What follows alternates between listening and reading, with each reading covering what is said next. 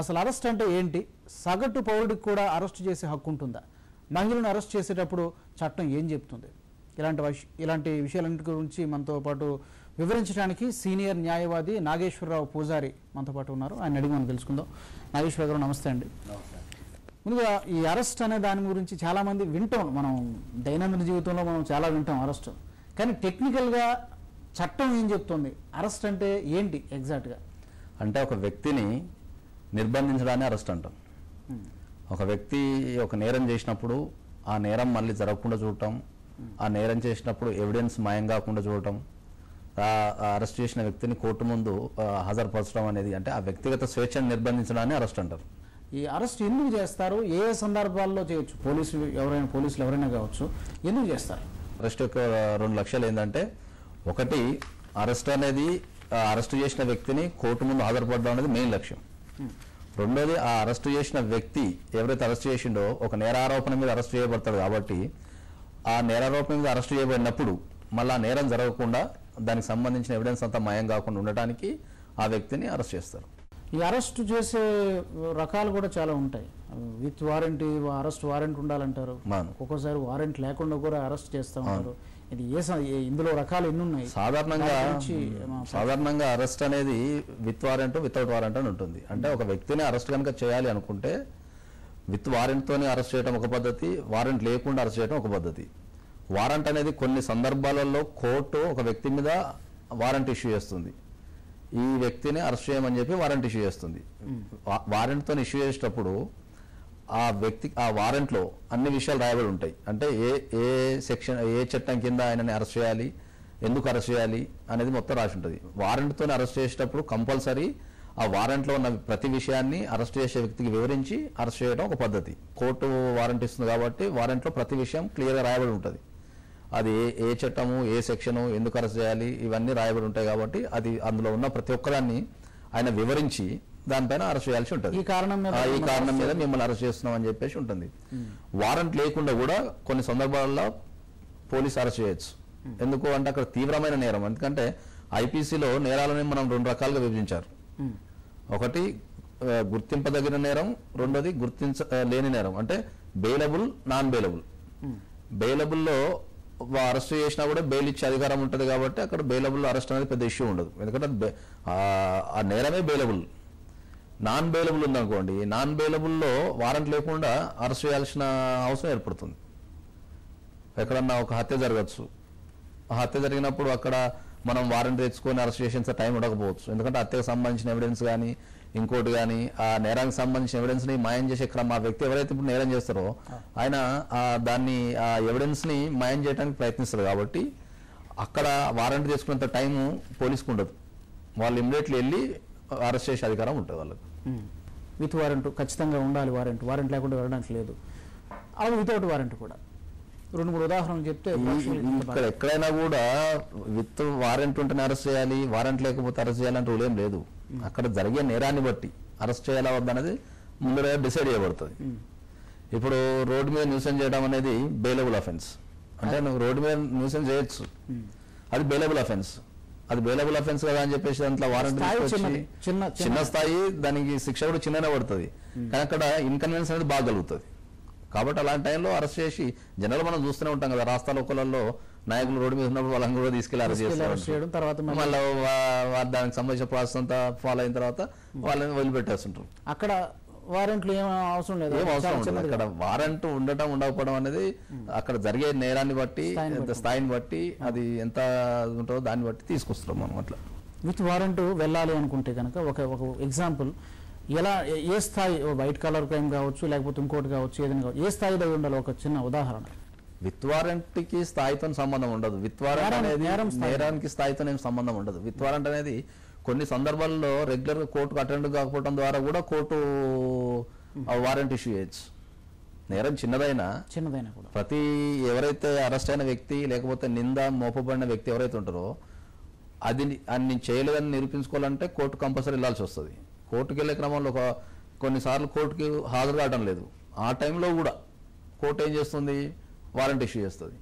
ఆ వ్యక్తిని తీసుకొని కోర్టు ముందు హాజరుపరచండి అని. ఇక్కడ వారెంట్ ఇష్యూ చేయడం అనేది నేరాలతో సంబంధం ఉండదు. ప్రాసెస్లో ఉన్న పద్ధతిని బట్టి అక్కడ అవసరం అనుకుంటే అరెస్ట్ చేస్తారు. జనరల్గా అరెస్ట్ అయిన తర్వాత బెయిల్ తీసుకున్నారు అనుకోండి, బెయిల్ తీసుకున్నాడు, బెయిల్కి ఎప్పుడు ఇస్తుంది కోర్టు? ఈ వ్యక్తి కోర్టుకు రెగ్యులర్గా వస్తాడు, విచారణకు అటెండ్ అవుతాడు, తన మీద ఉన్న నేరాపరులను నిరూపించుకుంటాడని కోర్టుకు ఒక నమ్మకం లేనప్పుడు బెయిల్ ఇస్తుంది. ఆ బెయిల్ ఇచ్చిన తర్వాత ఆయన బయటకు వచ్చిన తర్వాత కూడా సాక్షులను బెదిరించడం లాంటిది, సాక్ష్యాలు మాయం చేయడం చేస్తుంటే ఆ టైంలో కోర్టుకు ఒక కలిగింది అనుకోండి, ఈ పోలీస్ కోర్టుకి అప్లై చేసుకుంటారు, పిటిషన్ వేస్తారు దానిపైన.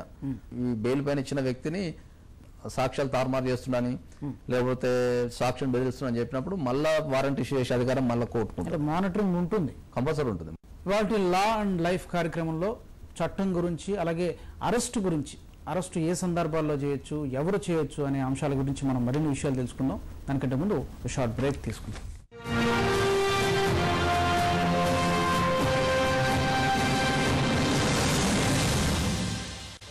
ఈ రోజుల్లో మనకు కావాల్సింది అందుబాటు ధరలో ఉండే స్వంత ఇంటి కల నిజమవడం. 40 అడుగుల విశాలమైన రోడ్లు, అన్ని ప్రభుత్వ అనుమతులు పొంది న్యాయపరంగా చట్టపరంగా ఎటువంటి చిక్కులు లేని సెక్యూరిటీ ఉన్న ఇంటి స్థలం. 10 సంవత్సరాల నిర్వహణ గ్యారంటీ ఇస్తున్న ఏకైక సంస్థ కపిల్ హోమ్స్. ఇది మీ శాశ్వత చిరునామా. మూత్రపిండాల సంబంధ వ్యాధులతో బాధపడుతున్నారా? పరిష్కారం కోసం ఎదురు చూస్తున్నారా? హోమియో వైద్యంలో పరిష్కార మార్గాలు. ప్రముఖ హోమియో వైద్యులు డాక్టర్ రామకృష్ణారెడ్డి సలహాలు. మధ్యాహ్నం 3:30 గంటలకు జీవన రేఖలో. బాక్సాఫీస్ వేసవికి వెల్కమ్ చెప్పేదెవరు? అజయ్ దేవ్ గన్ దెబ్బతింది. గన్ కి రంగు మార్చాలి. పీకే తర్వాత అమీర్ షా ఒకే కాలేకపోయింది. దివాళి వరకు షారూక్ కి సీన్ లేదు. ఈద్ వస్తే తప్ప సల్మాన్ సందడి షురు కాదు. $120 మిలియన్. రీసెంట్ గా రణ్బీర్ కి రంగు పడింది. సెట్ లోనే హృతిక్ 2 ఏళ్లు గడపాల్సి వస్తోంది. మరి బీట్ లేని సినిమాలతో హీట్ లేని సమ్మరా? కాదు, సర్ప్రైజ్ ఉంది. Watch on Bollywood calling.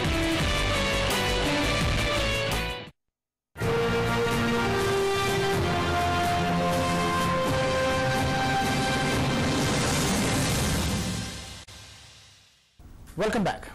ఇవాల్టి మన కార్యక్రమంలో అరెస్ట్ గురించి మనం చర్చిస్తున్నాం. ఏ సందర్భంలో అరెస్ట్ చేయొచ్చు, ఎవరు అరెస్ట్ చేయొచ్చు, దానికి ఉన్నటువంటి నియమ నిబంధనలు ఏంటి, ప్రొసీజర్స్ ఏముంటాయి, అరెస్ట్ చేసే ముందు కానీ తర్వాత కానీ, దాని గురించి మనం చర్చిస్తున్నాం.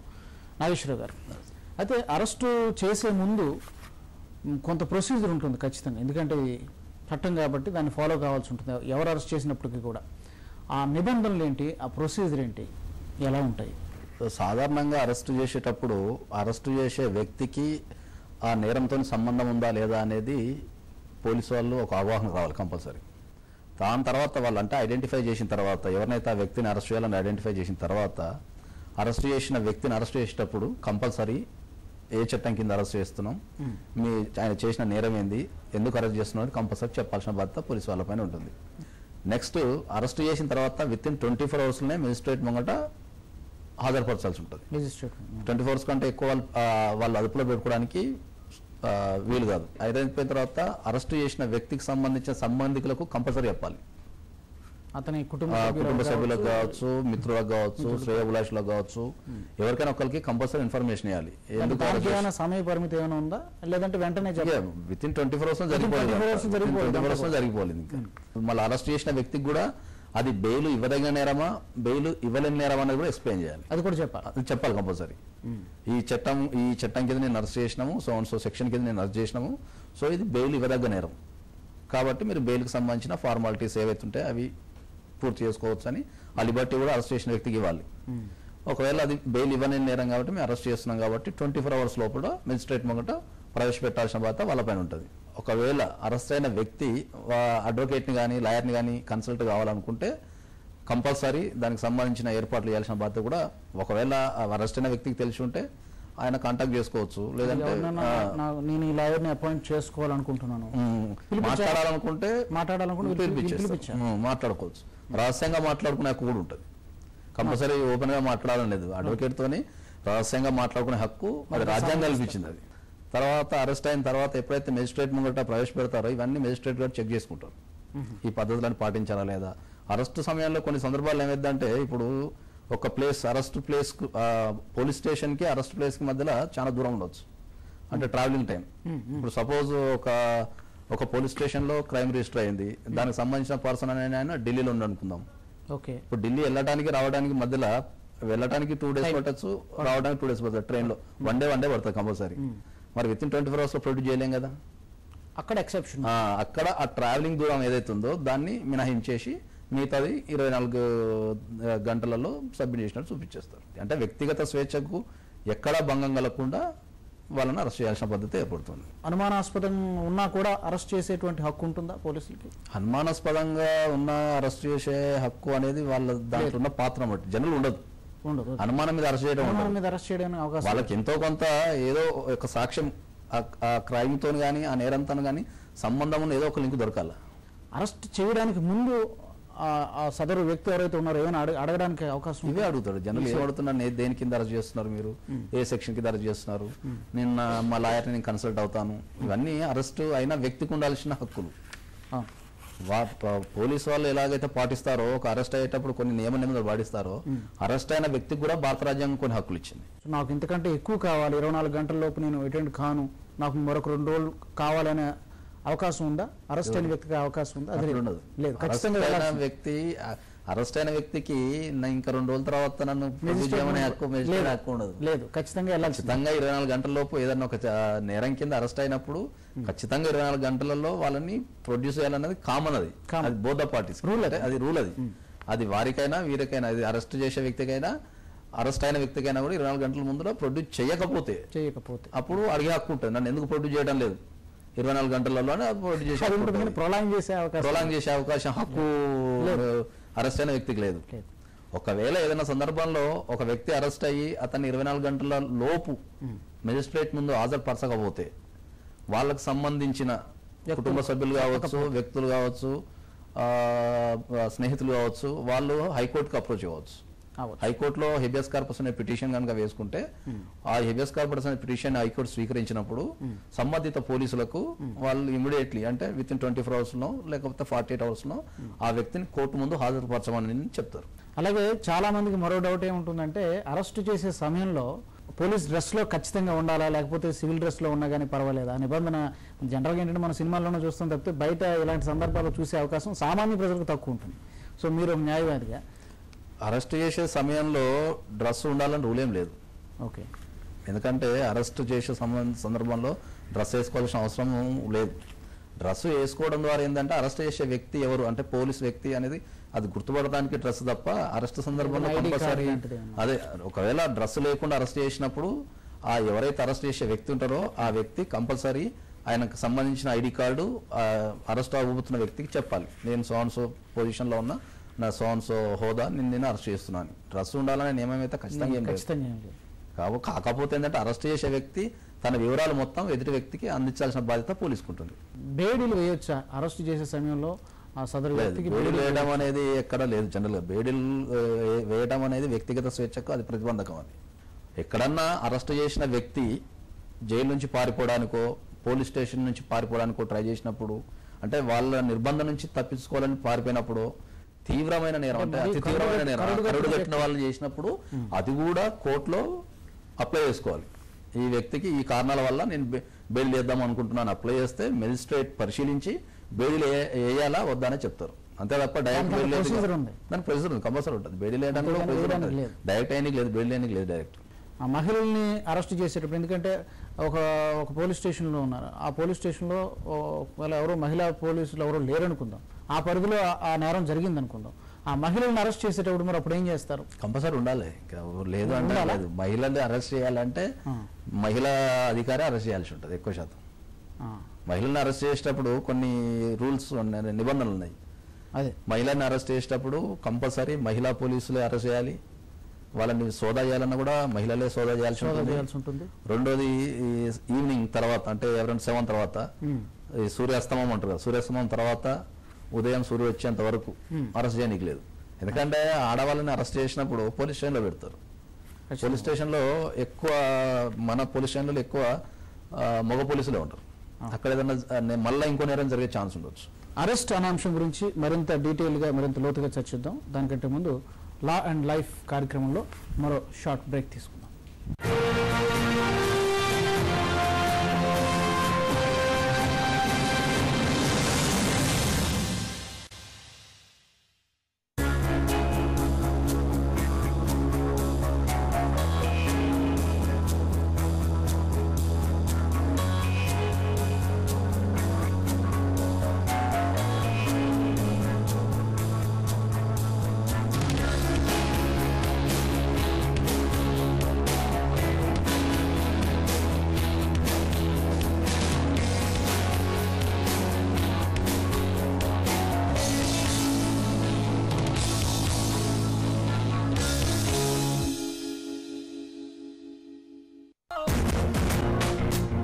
లయన్ వెనకడిగేస్తే వీళ్ళు ముందడిగేశారా?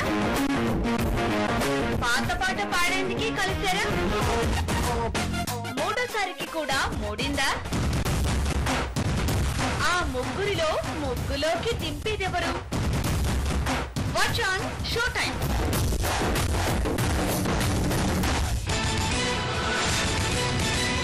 ఎంతమంది ఎన్ని ప్రశ్నలు అడిగినా నేను చెప్పదలుచుకున్న సమాధానమే చెప్తాను. అది అర్థం చేసుకోండి. ఒకటి. రెండవది మిగతా వాళ్ళు ఎవరు పట్టించుకోకపోతే, ప్రభుత్వం చట్టంలో రూపొందించకపోతే, తన బాధ్యతను విస్మరిస్తే బాధ్యతను గుర్తు చేసింది నేను. ఆ గుర్తు నాకు ఇంకా గుర్తుంది. దాన్ని దృష్టిలో పెట్టుకుని అన్ని ప్రయత్నాలు చేస్తున్నాం.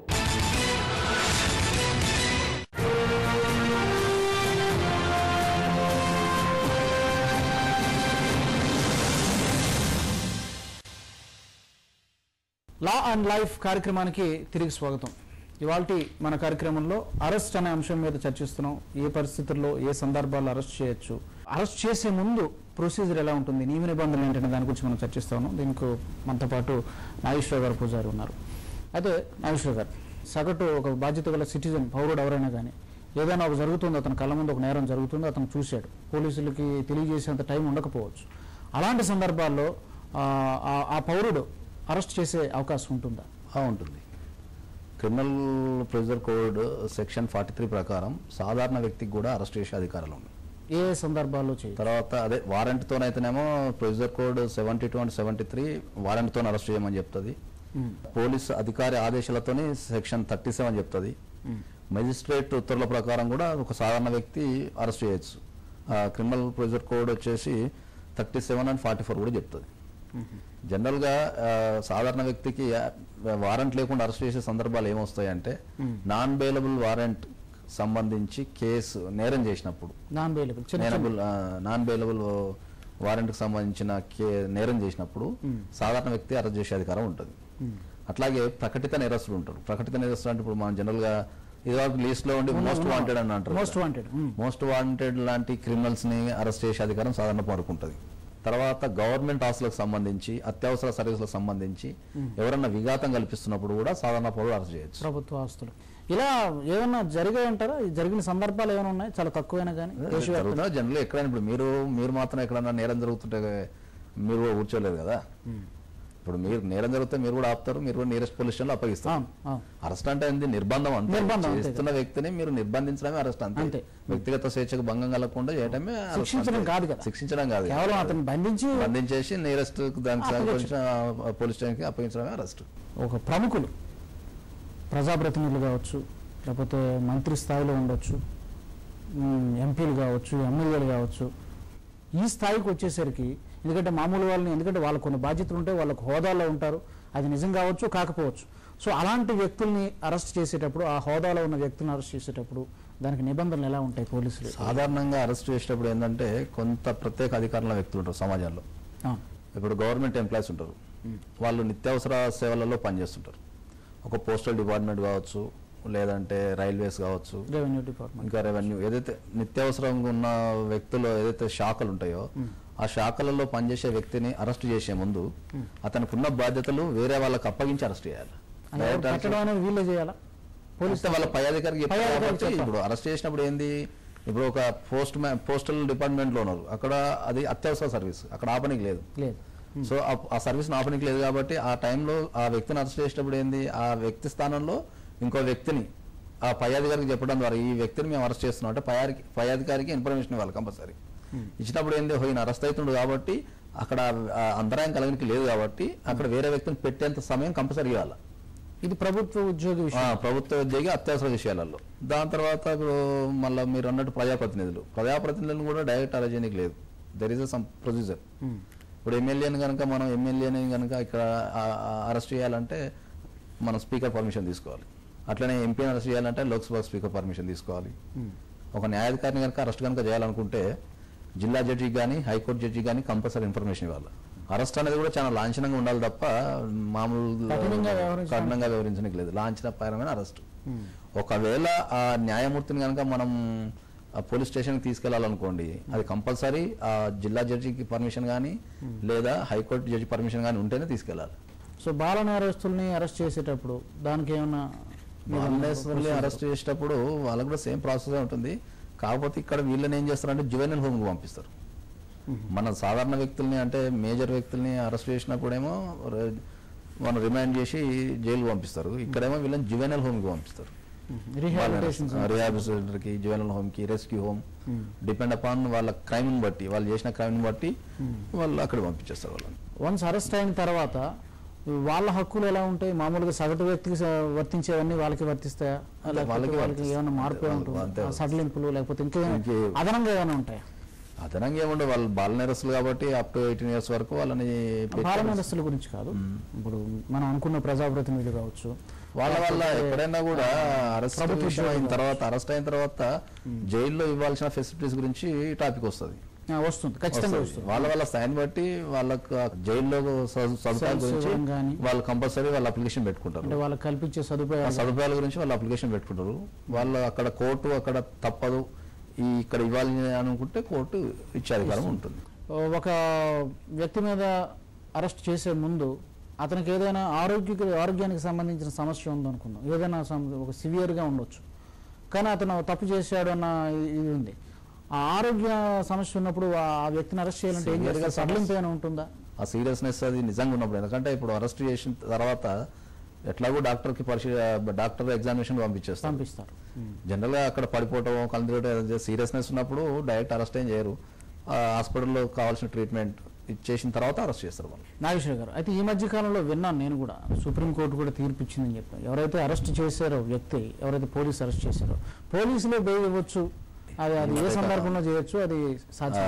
ఈ మధ్య కాలంలో సుప్రీంకోర్టు కూడా వ్యక్తిగత స్వేచ్ఛను కాపాడటానికి కానీ తర్వాత రిమాండ్ ఖైదీలను తగ్గించడానికి కానీ ఈ సుప్రీంకోర్టు బెయిల్ విషయంలో కొన్ని రూల్స్ ఇచ్చింది. దాంట్లో బిలో 7 years శిక్ష పడటానికి, అంటే 7 సంవత్సరాల కంటే తక్కువ కాలం, 7 సంవత్సరాల నుంచి కిందికి తక్కువ కాలం శిక్ష పడే అవకాశం ఉన్న కేసులలో police can give the bail.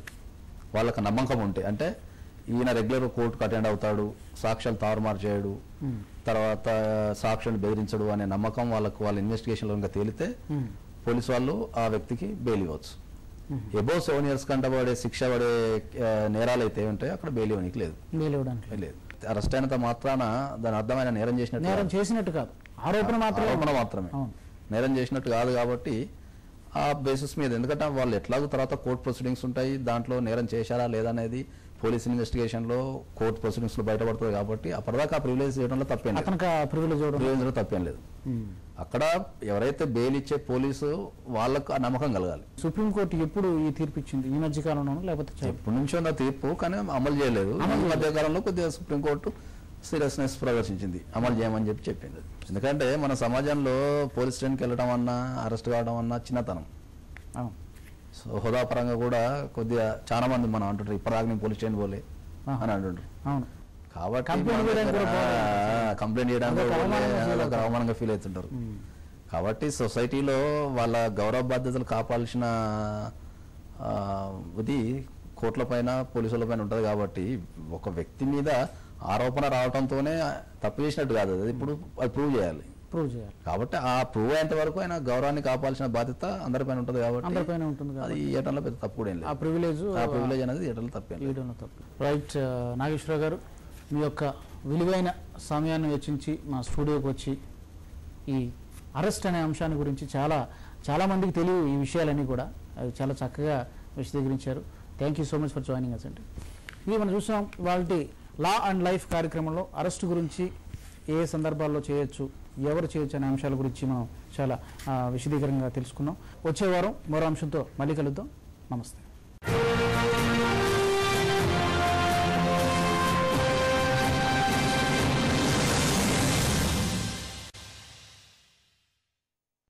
ప్రవాహం లాంటి ప్రసంగం. एक नहीं दो नहीं करो 200 समझौते पर स्वतंत्र भारत का मस्तक नहीं झुकेगा. ఊపు తెచ్చే ఉపన్యాసం. శ్రామికుడి చెమటలో నుంచి, కార్మికుడి కరిగిన కండరాల్లో నుంచి ఒక్క మాట కదిలిస్తుంది. अंततो गत्वा नया भारत बनाना है. ఉత్సాహానికి ఊపిరిలూదుతుంది. Total lesson which they and the world will never forget.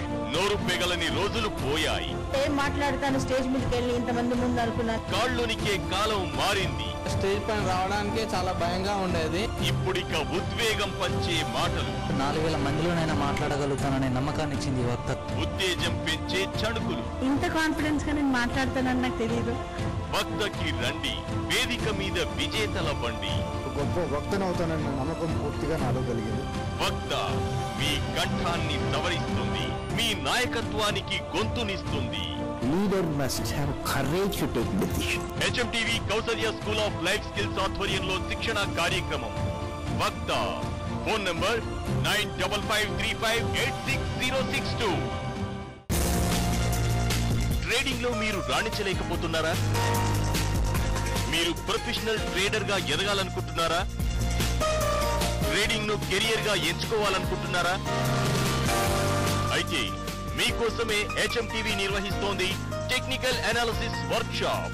Live market practical experience తో స్టాక్స్, కమోడిటీస్, కరెన్సీ ఏదైనా సరే మీకు మీరే అనలిస్ట్ లవ్వండి. మార్కెట్ ఏదైనా లాభాలను ఒడిసి పట్టుకోండి. వివరాలకు సంప్రదించండి 9553586110. TA workshop@hmtv.in.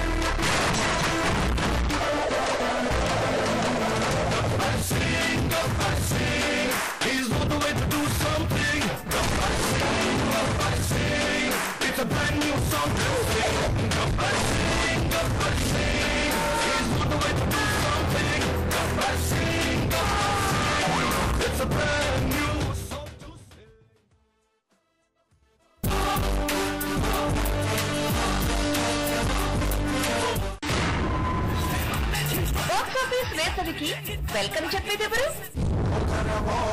Ajay Devgan దెబ్బతింది. గన్ కి రంగు మార్చాలి. పీకే తర్వాత అమీర్ షా ఒక్కికాలేకపోయింది. దివాళీ వరకు షారూక్ కి సీన్ లేదు. ఈద్ వస్తే తప్ప సల్మాన్ సందడి షురు కాదు. $120 million. రీసెంట్ గా రణ్బీర్ కి రంగు పడింది. సెట్ లోనే హృతిక్ 2 ఏళ్లు గడపాల్సి వస్తోంది. మరి బీట్ లేని సినిమాలతో హీట్ లేని సమ్మరా? కాదు, సర్ప్రైజ్ ఉంది. Watch on Bollywood calling.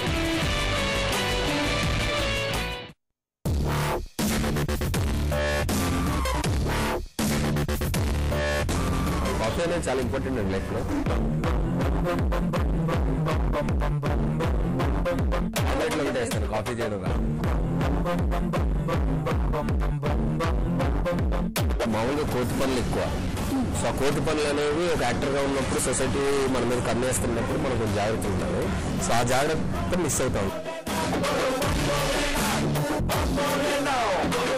Cinema అంటే నాకు చిరంజీవి గారు అన్నట్టు ఉండే చిన్నప్పుడు. సో డెఫినెట్గా ఆయనతో యాక్ట్ చేయడానికి ఛాన్స్ వస్తే అది. ఈ సండే 7:30 PM కాఫీస్ అండ్ మూవీస్లో నేనున్నాను. So please watch it.